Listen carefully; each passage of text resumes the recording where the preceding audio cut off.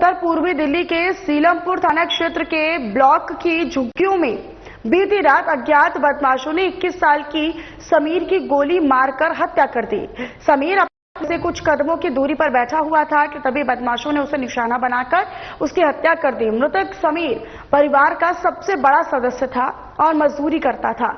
Police आसपास के CCTV कैमरों की जांच कर रही है और बदमाशों का पता लगाने की कोशिश में हुई है। तो सीलमपुर में युवक की गोली मारकर हत्या कर दी गई है। दरअसल वो अपने घर के पास ही कुछ कदमों की दूरी पर बैठा हुआ था कि घात लगाए बदमाशों ने इस वारदात को अंजाम दिया। मेरा भाई वो मामा को लगा मेरा और मेरे दिल के बहुत करीब था, दोस्त भी था मेरा। मेरी बात डेली सी होती है उससे और मैं उससे मिलके भी आया 3-4 दिन पहले, लेकिन उसने ऐसा कुछ नहीं बताया, कोई दुश्मनी वगैरह लड़ाई के वगैरह कुछ नहीं बताया।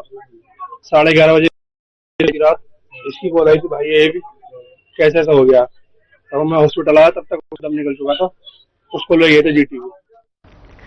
तो मोहम्मद शान मेरे साथ इसी पर अधिक जानकारी के साथ जुड़े हुए हैं। शान, जरा बताइएगा फिलहाल पूरा मामला क्या है और कहां तक तफ्तीश और जांच पहुंची है?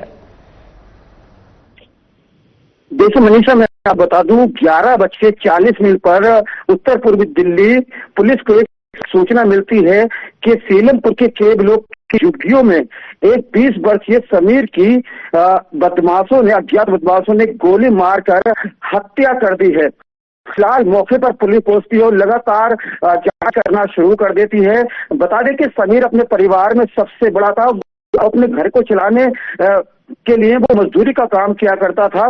फिलहाल पुलिस मौके पे बीती रात पहुंची और आसपास लगे सीसीटीवी कैमरों को भी खंगाल रही है ताकि जो अज्ञात बदमाश है जिन्होंने 20 वर्षीय समीर की निर्मम तरीके से गोली मारकर हत्या कर दी, उनका पता लगाया जा सके। जी शान, इस तरह की एक वारदात नहीं बल्कि कई बातें सामने आ रही है और खासतौर पर सीलमपुर जैसे क्षेत्र में कि यहाँ पर इस तरीके से कृत्य हो जाता है, वारदात हो जाती है और बदमाशों का जो हौसला है वो किस कदर बुलंद है वो नजर आता है। तो निश्चित तौर पर ये तो एक कानून व्यवस्था को चुनौती देने जैसा है, लॉ एंड ऑर्डर को चुनौती देने जैसा है।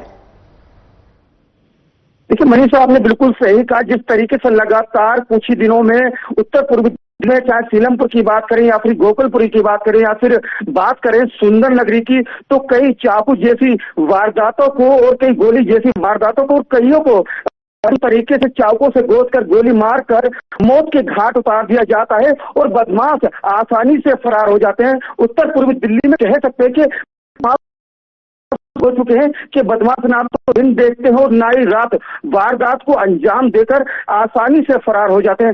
फिलहाल उत्तर पूर्वी दिल्ली पुलिस पर मनीषा कई सवाल खड़े करता है। उत्तर पुलिस जहाँ law and order maintain Delhi का सीलमपुर इलाका वही है शान जहां पर कुणाल की हत्या कर दी जाती है, जहां पर 17 साल के उस युवक की हत्या कर दी जाती है, लेडी डॉन जिक्रा का नाम सामने आता है। तो निश्चित तौर पर ये जो हौसले हैं वो लगातार बढ़ते जा रहे हैं। क्या इस हत्या के एंगल को उससे भी जोड़कर देखा जा सकता है? देखिए मनीषा, मैं आपको बता दूं जहां पर ये बीती रात हत्या जैसी वारदात को दोबारा से अंजाम दिया जाए और बीते दिनों अगर बात करें, जैसा कि आपने कहा कि नाबालिग कुणाल की निर्मम तरीके से चाकू से गोद कर हत्या कर दी जाती है, उसके बाद उसके परिवार बारे लगातार इंसाफ की मांग करते हैं और रोड तक जाम कर लेते हैं। लेकिन मनीषा, आपने बिल्कुल सही कहा कि लगातार सीलमपुर जिस तरीके से एक पे एक हत्या जैसी वारदातों को बदमाश लगातार अंजाम दे रहे हैं, इससे साफ तौर पर देखा जा सकता है कि कहीं ना कहीं उत्तर पूर्वी दिल्ली के खास तौर से अगर सीलमपुर की बात करें तो उत्तर पूर्वी दिल्ली के सीलमपुर में बदमाशों के हौसले बुलंद होते जा रहे हैं। कहीं ना कहीं उत्तर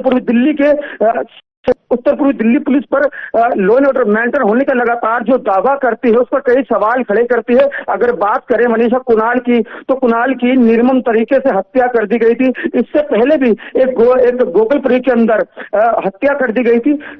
बात करते हैं कि उत्तर पूर्वी दिल्ली की, तो कहीं ना कहीं मनीषा कह सकते हैं कि उत्तर पूर्वी दिल्ली पुलिस पर इसको लेकर कई बड़े सवाल खड़े होते हैं। जिस तरीके से लगातार खास तौर से सीलमपुर की हम दोबारा बात करते हैं कि सीलमपुर के अंदर जिसे फिलहाल पुलिस ने गिरफ्तार कर लिया है, वो भी इस बात को नकार जाती है कि मैंने कुणाल की हत्या नहीं की थी।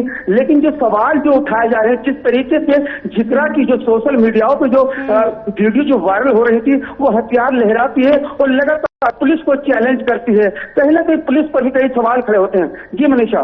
ठीक है, अपनी नजर आप शान इस पर बनाकर रखिएगा। शुक्रिया बहरहाल आपका इस तमाम जानकारी के लिए।